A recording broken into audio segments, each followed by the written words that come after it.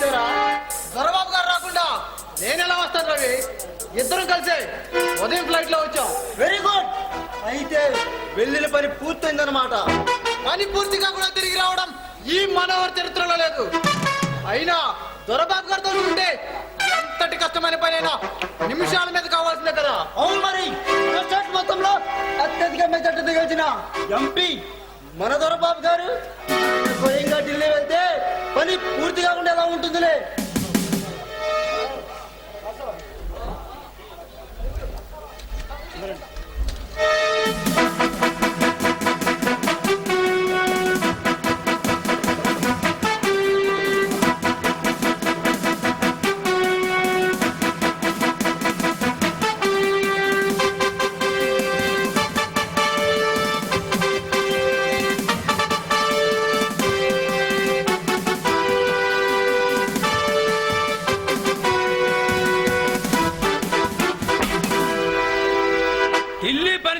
పూర్తయిపోయింది రవి.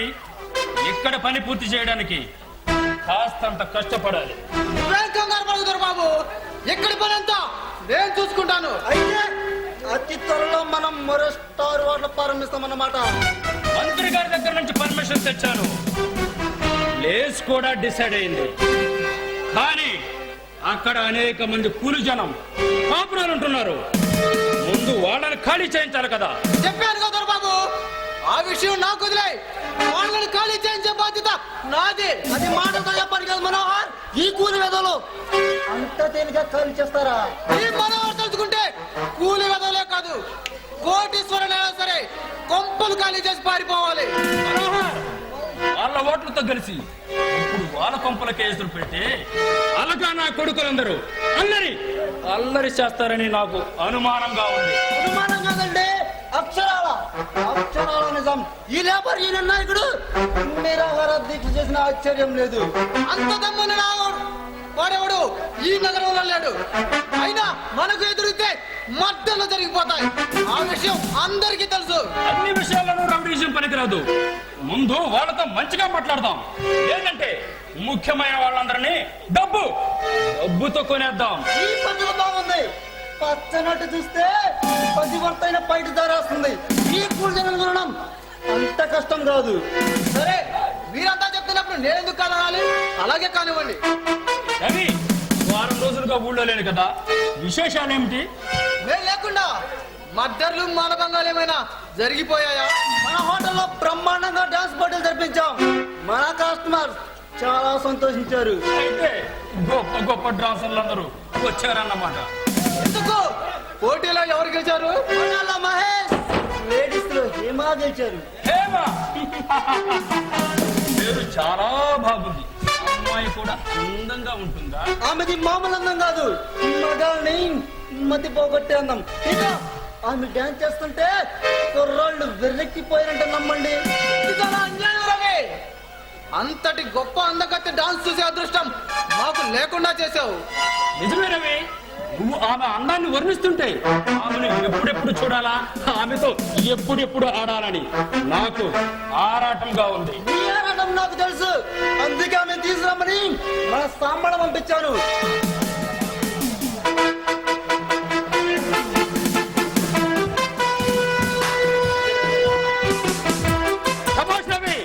నిన్ను నా మేరేజ్గా పెట్టుకున్నందుకు నా అభిరుచులన్నీ బాగా అర్థం చేసుకున్నా. నువ్వు సామాన్యుడు కాదు రవి.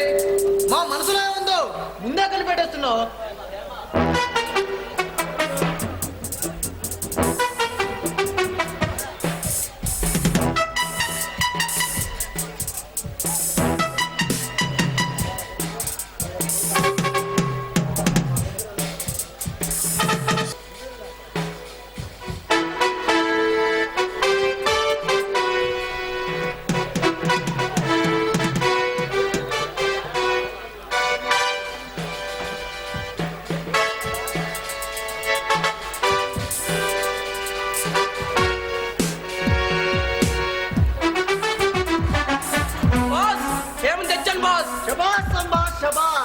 చెప్పిన పని చేస్తాంలో నీకు మిత్రుడు లేడు. ఏమిటి సార్ రమ్మని కబురు చేశారంట? మీకోసమే ఎదురు చూస్తున్నాను. మీరు ఎంపీ దొరబాబు గారు, ఆయన వీరి పార్ట్నర్ మనోహర్ గారు. వీళ్ళకు నిన్ను పరిచయం చేయాలని పిలిపించాను. సరే, పరిచయం అయిపోయిందిగా, ఇక నేను వెళ్తాను. అదేమిటి హేమా, అప్పుడే వెళ్ళిపోతావా? నీ గురించి, నీ డాన్స్ గురించి మా రవి చాలా గొప్పగా చెప్పాడు. నీ నాట్యం చూడాలని మాకు కూడా ఎంతో కోరికగా ఉంది. మా కోరిక తీరిస్తే నువ్వు కోరింది ఇస్తాం. ఎక్కడ పడితే అక్కడ డాన్స్ చేయడానికి నేనేమన్నా అంగడబొమ్మని అనుకుంటున్నావా? నాకు ఆత్మాభిమానం తెలుగింటి ఆడపడుచుని. కోప్పడుకు హేమా, కోప్పడుకు. నిన్ను కేవలం డాన్స్ మాత్రమే చేయమన్నాం, అంతకు మించి మరి ఏమీ అడగలేదుగా. హేమా, అద్భుతమైన అందంతో మెరిసిపోతున్నావు. నువ్వు అందంగా డ్రాస్ చేస్తుంటే చూడాలని మాకు ఆశగా ఉంది. మా ఆశ తీరిస్తే నిన్ను అందులో మెక్కిస్తాను. ఎందుకంటే నేను ఎంపీనే. నువ్వు ఎంపీవైనా వీపీవైనా నాకు అనవసరం. అయినా భయపడిపోయి నేను ఇక్కడ డాన్స్ చేయాలా? భయపడిపోవడానికి నేనేం పసిపిల్లని కాదే. ఆత్మవిశ్వాసాన్ని ఆయుధంగా బతుకుతున్న ఆడపిల్లని. శభాష్! నీ అందం కంటే నీ పొగరే నాకు బాగా నచ్చింది. మర్యాదగా మా ముందు డాన్స్ చేయకపోతే నిన్ను నగ్నంగా మార్చి మేమే నాట్యం ఆడిస్తాం. ఏమా అనవసరంగా మాతో గొడవ పెట్టుకొని నీ బంగారు భవిష్యత్తును పాడు చేసుకోవద్దు. ఆ మాట విని డాన్స్ ఇచ్చేయి. చూడు మై డియర్ బ్యూటీ క్వీన్, ఇంతవరకు మేము కోరినది బలవంతంగా పొందామే గాని బ్రతిమలాటం మాకు అలవాటు లేదు. మర్యాదగా నీ ఆటపాటలతో మమ్మల్ని ఆనందింపచేయి. నిన్ను కరెన్సీ కట్టలపై నడిపిస్తాను. దేశాన్ని ఉద్ధరిస్తామని, ఆడపిల్లల మీద అత్యాచారాలు అంచవేస్తామని పార్లమెంట్ ఎంపీగా పదవి ఎన్నుకున్న నువ్వు ఆడపడుచులకు ఇస్తున్న గౌరవం ఇదేనా మిస్టర్ దొరబాబు? ఎవరా నువ్వు? అనవసరమైన విషయాల్లో జోక్యం చేసుకుంటే అడ్రస్ లేకుండా పోతావు. జాగ్రత్త. మర్యాద వచ్చిందన్న వెళ్ళు. పిచ్చి పిచ్చిగా వాగితే పిచ్చ లెగుస్తుంది. జాగ్రత్త. చూడు మిస్టర్, ఆవేశంలో ఉన్న ప్రతి మగాడు ఆపదలో ఉన్న ఆడపిల్లను కాపాడి హీరోల చలమని కావాలని కలను కంటూ ఉంటాడు. కానీ నేను ఈ నియోజకవర్గానికి రారాజుని. నేను తలుచుకుంటే నీ కళ్ళ ముందే ఈ పిల్ల చేత అర్ధనగ్నంగా ఆడిస్తా. అర్థమైందా? బావా, వీళ్ళు సామాన్యులు కాదు. వీళ్ళ జోలికి వెళ్ళొద్దు బావా, నాకెందుకో భయంగా ఉంది. చూడు హేమా, ఇలాంటి రాక్షసులను చూసి భయపడటానికి నేను దమ్ము లేని పిరిగవాడి కాదు. సరిహద్దు రక్షణలో శత్రువును సైతం చీల్చిచెండాడిన వీర సైనికుడి. ఇది నీ మరదలన్నమాట.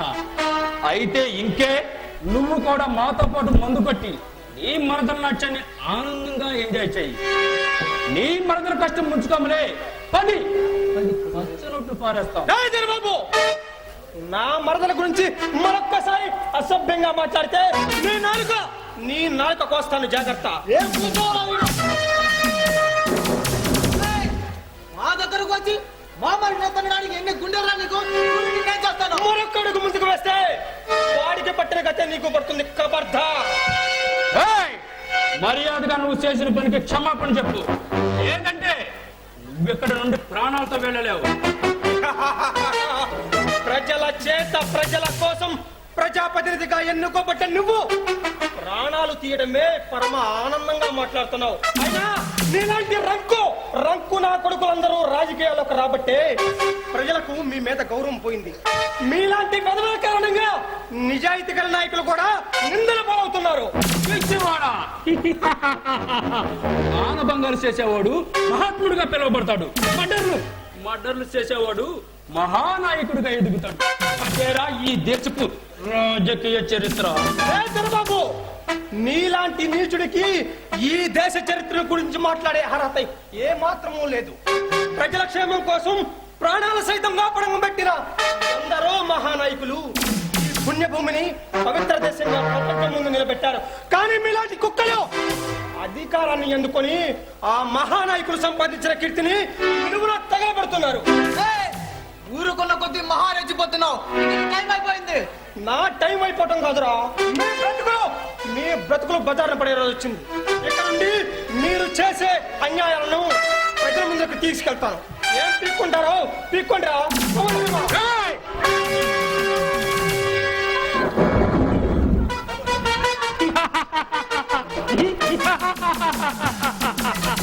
ఏమే పొగరబోతు పాప, ఇప్పుడేమంటావు? ఇప్పుడైనా ఆడతావా, మా చేతుల్లో వాడతావా? మీకు దండం పెడతాను, నన్ను వదిలిపెట్టండి. మా బావని హాస్పిటల్కి తీసుకువెళ్ళాలి. వాడికే ప్రమాదం లేదు. కొద్దిగా స్పృహ తప్పాడంటే నీ ఆటపాట సౌండ్ వింటే వాడే లేస్తాడు. ఏమా, నన్ను నీ బావ అనుమానించాడు, అందుకే ప్రతీకారంగా ఇప్పుడే నీ బతులు కాటేస్తా. అది చూసి నీ బావ కుళ్ళి కుళ్ళి చావాలి.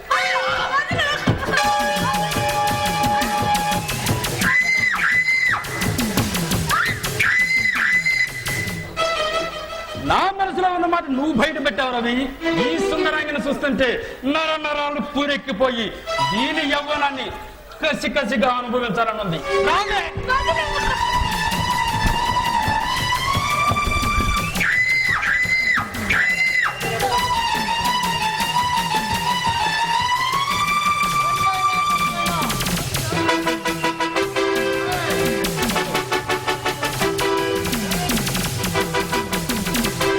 వండైనా పడిచైనా మనం ముగ్గురం కలిసి పంచుకోవడం మనకు అలవాటేగా.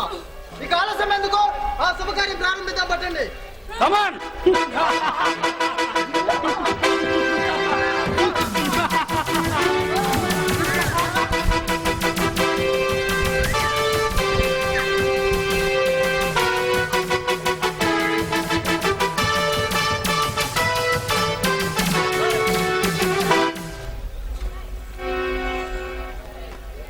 వేదాలు పుట్టిన పుణ్యభూమిలో పీడి దేవతల గురించి ఈ పవిత్ర దేశంలో దున్నపోతులంటే ముగ్గురు మగాళ్ళు ఒక్క ఆడపిల్ల మీద అత్యాచారం చేసినారా? తొక్కి పట్టి నారతీస్తా. ఎవరు నువ్వు? నా అనుమతి లేకుండా నా ఇంట్లో అడుగు పెట్టింది కాక పెద్ద పోటుగాడిలా డైలాగులు వాడుతున్నావు. డైలాగులు కట్టడం కాదురా, నాకు తిక్కరేగితే మిమ్మల్ని తుక్కు రేగ కొడతాను. చూడమ్మా, మీరు నిర్భయంగా ఉండండి. వీళ్ళ సంగతి నేను చూస్తాను. అసలు ఎవరా నువ్వు? ఎక్కడి నుండి వచ్చావు? నా పేరు దుర్గా. నా గురించి నేను చెప్పడం కాదురా, మీరు అడగాలే కానీ.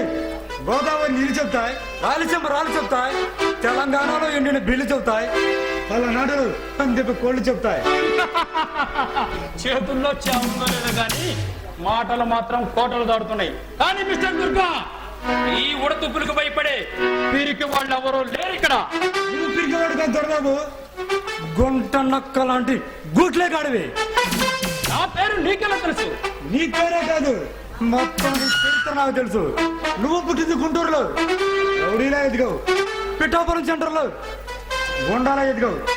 10 మర్డర్లు చేసి పార్లమెంట్కి వెళ్ళావు. వీడెవడో కానీ నీ చరిత్ర పూర్తిగా తెలుసు వచ్చాడు. అందుకే ఎన్టీఆర్ లాగా అన్ని డైలాగులు అవలేలాగా చెప్పాడు. నా గురించి పూర్తిగా తెలిసిన వాడెవడు ఈ భూమి మీద బతకడానికి వీల్లేదు. ఏం మిస్టర్ దుర్గా, అందుకే నన్ను రెచ్చగొట్టావు. ప్రాణాలు తీయడం నీకు పాద విద్యగా దొరబాబు. తన్ను ముదిరితే ఊదర వెళ్ళవుతుందో లేదో తెలియదు కానీ రౌడీ ముదిరితే రాజకీయ నగడవుతాడని నువ్వు నిరూపించావు. మర్డర్లు చేయడం నాకు మంచి నిర్ణయం అని ఇప్పుడు మరోసారి చేస్తాను. చూస్తారంటే వేసేయండి.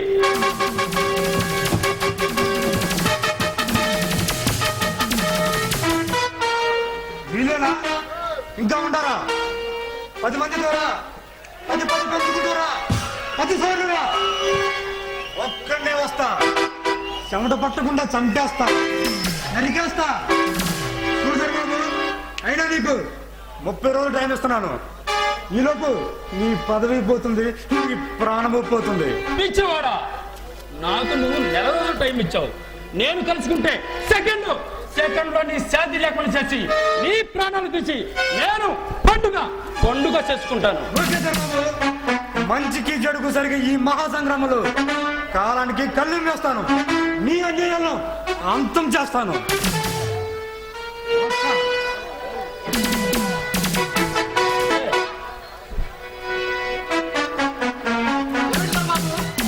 ఆ దుర్గాగాడు మనంతా చూస్తానన్నాడు.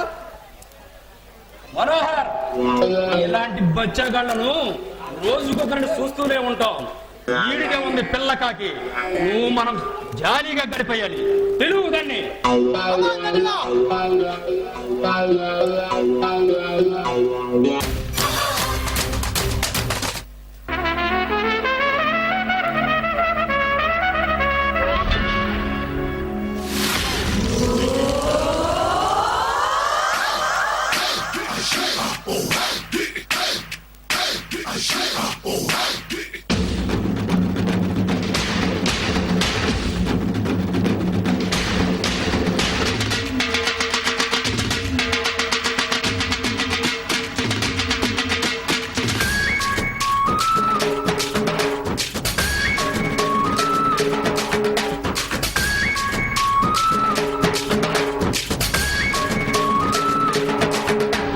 నారింజ పులుపు మీది ఊరించే పులుపు మీది కప్పించే కైపు